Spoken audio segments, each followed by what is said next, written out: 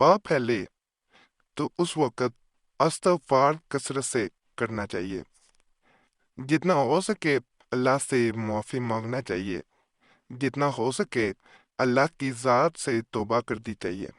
اپنے اعمال پہ جو انسان شرمندہ ہوتا رہتا ہے، سمجھ لیں اس کے اندر جو ہے وہ مومن زندہ ہے۔ جو اپنے گناہوں پہ شرمندہ پشیمان نہیں ہوتا، وہ شرمندہ نہیں ہوتا۔ جیسا آج کل اشوب چشم کی وبا پھیلی ہوئی ہے، اس کی مناسبت سے آپ صلی اللہ علیہ وسلم کی حدیث مبارکہ کو مد نظر رکھتے ہوئے میں آج عمل بتاؤں گا۔ آپ پاک دو جہاں صلی اللہ علیہ وسلم نے 3 بیماریوں کے بارے میں فرمایا ہے کہ انہیں پورا مت کو۔ سب سے پہلے زکام ہے، نزلہ ہے، اگر نزلہ ہو جائے تو اسے برا مت کو۔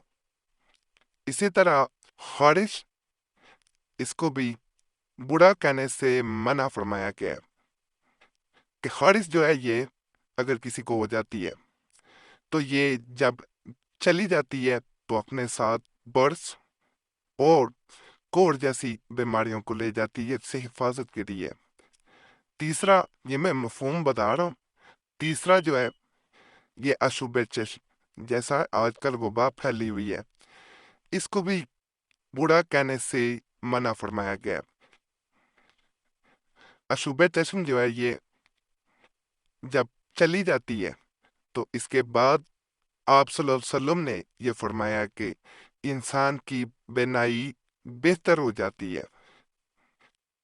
تو آج کا جو عمل ہے وہ اسی مناسبت سے میں بتاؤں گا۔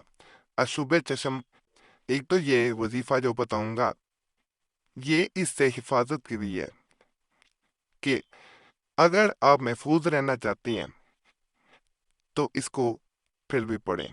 اگر آپ چاہتے ہیں کہ آپ کو یہ اشوب چشم کا مرض ہو گیا ہے تو اللہ جلد شفا دے تو پھر بھی اس کو پڑھیں، انشاءاللہ محفوظ بھی رہیں گے۔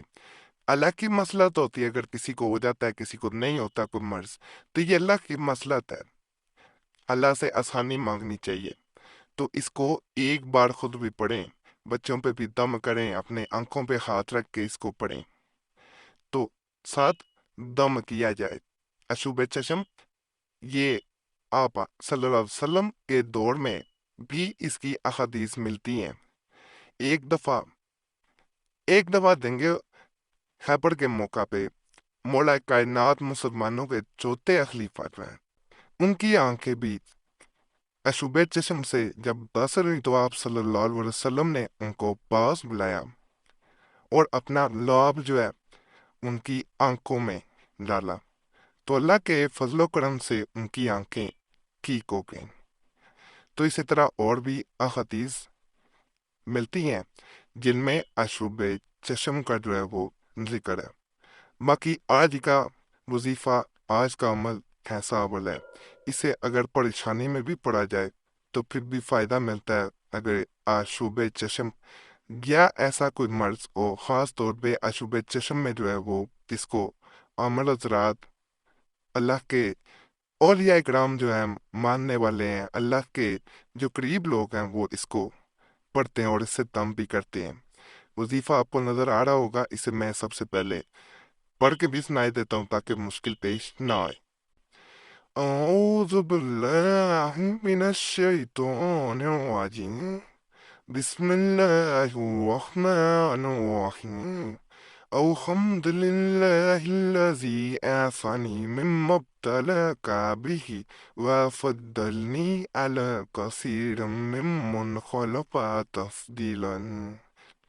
جن لوگوں کے لیے اسے پڑھنا مشکل ہو وہ اسے کثرت سے سنیں اور اپنی آنکھوں پہ ہاتھ رکھ کے دم کرے، انشاءاللہ صحت یابی جلدی ہوگی۔ اور جو محفوظ رہنا چاہتے ہیں وہ تمام گھر والوں کو پڑھا سکتے ہیں تو اسے پڑھائیں، نہیں پڑھا سکتے تو انہیں لازماً سنائیں۔ انشاءاللہ اشوب چشم سے ہر طرح سے محفوظ رہیں گے۔ باقی اللہ کی ذات کے جو ہے وہ اپنے معاملات ہیں، اس ذات کی اپنی مصلحتیں ہیں۔ اگر اللہ اس میں راضی ہے کہ آپ کو یہ فلاں مرض جو ہے وہ لاحق ہو جاتا ہے، تو اس میں بھی اللہ کا شکر ادا کریں، یقین کریں، آپ کو وہ حاصل ہوگا جو اس سے پہلے حاصل نہ ہوا، آپ کو اصل چیز سکون ملے گا۔ دوسرا، ہر معاملے میں جب مسئلہ تو اللہ کی بہتری ہو تو اس میں راضی ہونا چاہیے، اسی میں سب کچھ ہے، تو اللہ کے معاملات میں راضی ہونا ہی سب کچھ ہے۔ جیسے میں نے بتایا کہ ان بیماریوں میں بھی اللہ نے انسان کے لیے فائدے رکھی ہیں، لیکن انسان وقتی طور پہ تکلیف میں یہ سمجھ رہا ہوتا ہے کہ اس پہ تکلیف آئی ہے، پتہ نہیں کیوں آئی ہے، تو اللہ سے گلہ مت کرے۔ باقی عمل کی اجازت کے لیے ویڈیو لائک کرے، چینل سبسکرائب نہ کیا ہو ضرور کر دے، اور گھنٹی کے نشان پہ لازمی دبائے۔ پائدہ ہوا کرے، اللہ کی ذات کا سب سے پہلے شکر ادا کرے، اور دعاؤں میں ضرور یاد رکھیں، اور جمعرات کی دعا میں خاص دعا میں اپنا نام شامل کرنے کے لیے کمنٹ میں ضرور اپنا نام چھوڑا کرے۔